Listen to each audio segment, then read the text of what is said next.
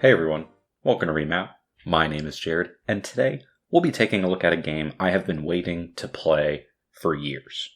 Persona 4 Golden was originally released on the PlayStation Vita back in 2012 by Atlus. Now, once I became a fan of the Persona series back in 2020, I wanted to try this game out, but at that time, the only port they had released was a PC one.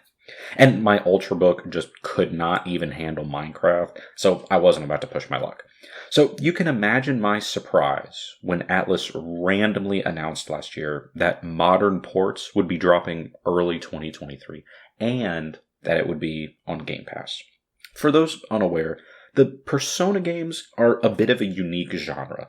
They're part turn-based dungeon crawler. Think of combat like Pokemon, where you collect personas and use them in battle with different elemental weaknesses, and half high school social simulator. And while Persona 4 was actually released in 2008, Persona 4 Golden is updated to include additional content and was the ported version I played on the Xbox Series X. So, even if you go by the 2012 release date of Golden, this game is still over a decade old. With that being said, this is still going to be a spoiler-free review. I want to give everyone listening to this the opportunity to enjoy the game as I did. So I will not be discussing major story moments at all. And as always, these are my opinions and mine alone. So starting off with the graphics, it is clear that this is a game whose engine and assets were released on the PlayStation 2 originally back in 2008.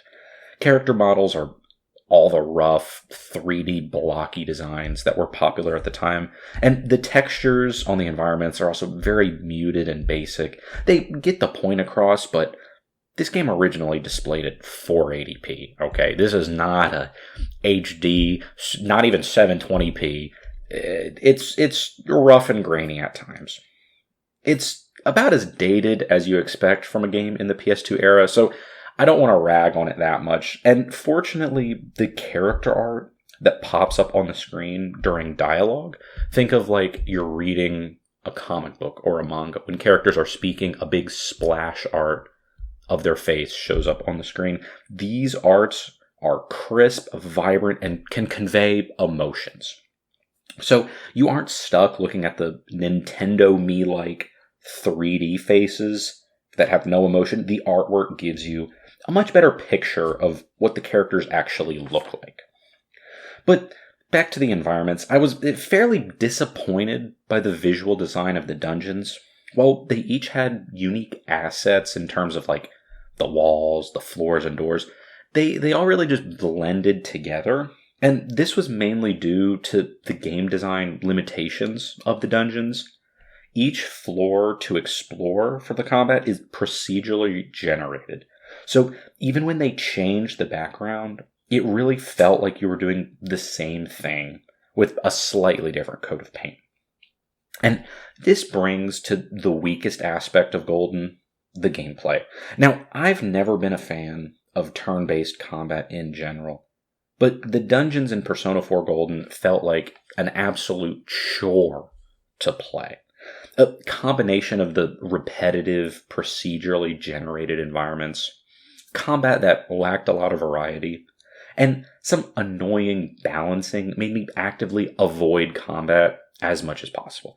It's an unfortunate loop, a feedback loop of not doing a bunch of grinding because it isn't fun, which directly leads you to be underpowered for boss fights, so then you have to go grind. Changing the difficulty to easy isn't enough because you still need to level your character a reasonable amount. Luckily, I think Atlus foresaw the casual complainer players like me and added an XP option that makes you level up super quickly. I won't lie, I abused that for a couple hours to make my team much stronger. Now, if you enjoy this Pokemon-style turn-based combat, you'll feel right at home here, but the combat didn't pull me in nearly as much as in Persona 5, and I really think that's the core of my issue was the procedurally generated dungeons in 4, rather than the custom handmade dungeons in 5, since so much extra attention was on the combat in Persona 4 Golden, since you aren't being distracted by the beautiful backgrounds, the different things going on, the variety in the levels. All the focus is just put onto the combat. You don't have everything else to distract you, and it just made it a rough experience. And I won't lie, when I first started playing Persona 4 Golden, I was a little bit disappointed. The first few hours were filled with some, rough visuals, even rougher gameplay. But here's the thing. That is not the star of the show. The highlight should be the story and the characters you get to know throughout it. And I don't know who their writing team is, but oh my goodness, I ate it up. I absolutely loved the story and the characters in this game. After every few hours, I found myself more and more invested in the characters and wanting to know where their journey would go.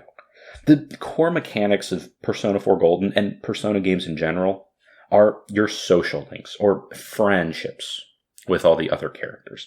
So you get to choose who you want to spend time with and learn about.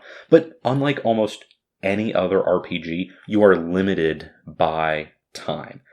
Every time you hang out with a character, go fight in a dungeon, study for exams, go out for ramen even, time progresses.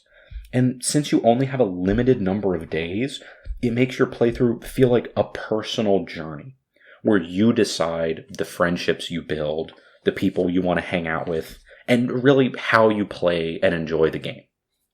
And all of these characters are woven into a complex story full of twists and turns that will keep surprising you. But since we aren't talking about spoilers, let's talk about the characters. Every single character has a distinct arc with different goals, morals, and challenges you help them work through. The hand-drawn splash art brings them alive, and the voice acting work is absolutely superb. I found myself not caring about a character at all in Hour 5 to going out of my way to spending time with them in Hour 20. It's just incredible character development that's able to be achieved by the limited mechanics of the Persona series. Limiting your decisions to only a few. You can't do everything. So you have to choose what really matters to you. And the characters are just absolutely wonderful. Now, if you recall my Persona 5 Royal review, you might remember the praise I gave its soundtrack. Well, I tried to keep my expectations in check for Persona 4 Golden. I knew both games had the same composer, so I was excited. And I think it's safe to say that Shoji Meguro is not a one-hit wonder because this soundtrack is excellent. While there's a ton of variety in the genres, pop is probably the genre it sticks closest to. The music is a constant throughout your playthrough with very few moments of silence. And this repetition of songs in key emotional moments, really builds that connection with the player. And now when I listen to the music, I feel added emotions from the game.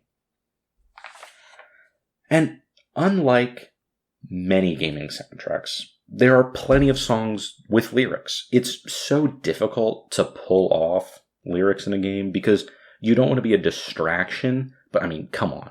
This is a Persona game, so I'm going to say it's great. They did a perfect job. 10 out of 10 for the music. Shihoko Hirata, if I'm pronouncing that correct, is the singer featured on the soundtrack, and she does an excellent job of delivering these upbeat and engaging songs. Some of my favorites are, of course, Heartbeat, Heartbreak, Heaven, and the main menu theme featured in the intro, A Corner of Memories. It's just a wonderful soundtrack that makes every story and character moment come to life. So, when scoring Persona 4 Golden, you can see there's a decision to make. On one hand, you have gameplay I did not enjoy at all. But on the other, you have characters and story I absolutely did. The nice thing is, I can use whatever metric I want for these scores since it's my review. So I'm giving Persona 4 Golden an easy A+.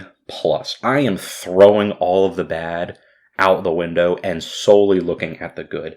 Yes, it has its problems, but across the 50 hours of gameplay, it has cemented itself as one of the best games I've ever played, and one I would recommend to anyone. At no point was I ever bored or over the story, and if it was up to me, the game would have been twice as long.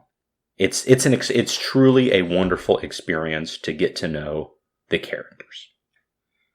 But that is all I have for you today. Thank you so much for tuning in. You have been listening to Remap, the gaming podcast. My name is Jared, and I hope you have a wonderful rest of your day.